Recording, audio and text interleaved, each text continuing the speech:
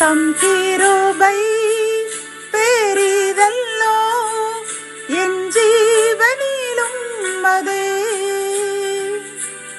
இம்மட்டும் காத்ததுவே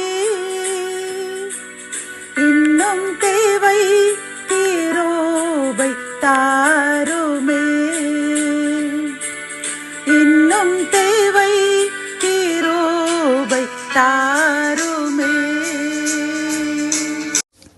கர்த்தரும் இரட்சகருமாகிய இயேசு கிறிஸ்துவின் ஈடு இணையற்ற நாமத்தில் சேனைகளின் கர்த்தர் ஊழியத்தின் மூலம் 4/3/2025 இந்த நாள் உங்களுக்கும் உங்கள் சந்ததிகளுக்கும் சமாதானத்தின் நாளாக அமையப் போகிறது என்று மனதார வாழ்த்துகின்றேன்.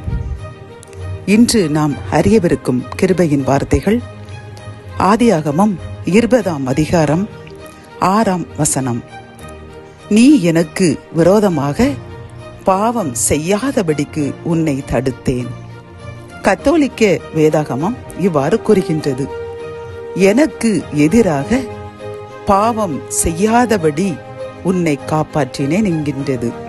பிரியமானவர்களே, இன்று இந்த கிருபையின் வார்த்தையில் கர்த்தர் நமக்கு கூறும் ஒரு நல் ஆலோசனை என்னவென்றால், இந்த ஆதியாகமம் 20 6 தேவன் ஆபிரகாமை நோக்கி, உத்தம இருதயத்தோடே நீ இதை செய்தாய் என்று நான் அறிந்திருக்கிறேன்.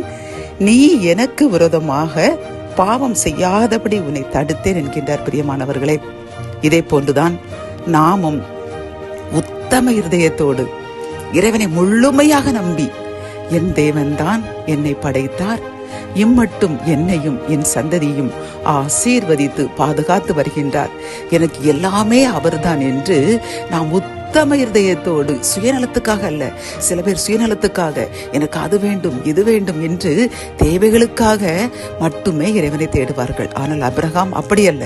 அவன் ஒரு விக்கன வழிபாட்டிற்கு சொந்தக்காரனாகிய ஒரு சந்ததியில் ஒரு தகப்பன் வயிற்றில் பிறந்தவன். ஆனால் இறைவன் அழைத்த உடனே அவன் எங்க போகிறோம் என்று கூட அறியாமல் கீழ்ப்படிந்து வந்து அவன் இறுதி வரை அவருக்கு உத்தமனாய் வாழ்ந்து வந்தான். பிரியமானவர்களை, ஆகவே தான் இந்த ஒரு இடத்தில் அவன் பயந்து சாராளை பார்த்து என் சகோதரி என்று கூறிவிட்டான்.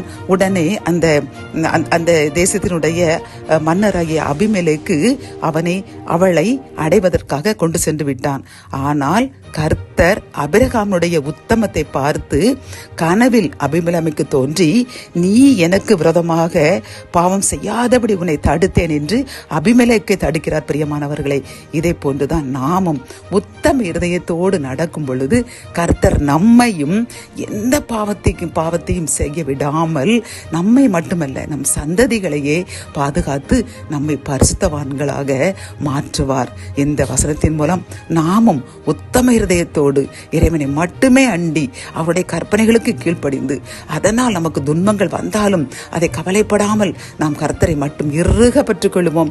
கர்த்தர் நம்மையும் நம் சந்ததியையும் எந்த பாவத்திற்கும் விழாதபடி, கர்த்தருக்கு பிரியமற்ற காரியங்களில் நாம் ஈடுபடாதபடி, கர்த்தருக்கு பிரியமற்ற வார்த்தைகள், செய்கைகள், சிந்தனைகள், இப்படி நம்முடைய ஒவ்வொரு காரியத்தையும் அவர் பாதுகாத்து நம்மை பாவம் செய்யாதபடி பாதுகாத்துக் கொள்வார். ஜெபம். என் அன்பு தகப்பனே, இந்த கிருபையின் வார்த்தைகள் மூலமாக அப்பா, நாங்களும் ஆபிரகாமை போல உத்தம இருதயத்தோடு வாழ்ந்தோம் என்றால் நீர் எங்களையும் உமக்கு பிரியமற்ற பாவங்கள் எதையும் செய்யாமல் எங்களை பாதுகாத்து ஆபிரகாமுக்கு கொடுத்த ஆசீர்வாதத்தின் மூலம் அதே போன்ற ஆசீர்வாதங்களை எங்களுக்கும் எங்கள் சந்ததிக்கும் தருவேன் என்று கொடுத்த இந்த கிருபையின் வார்த்தைக்காக நன்றி அப்பா.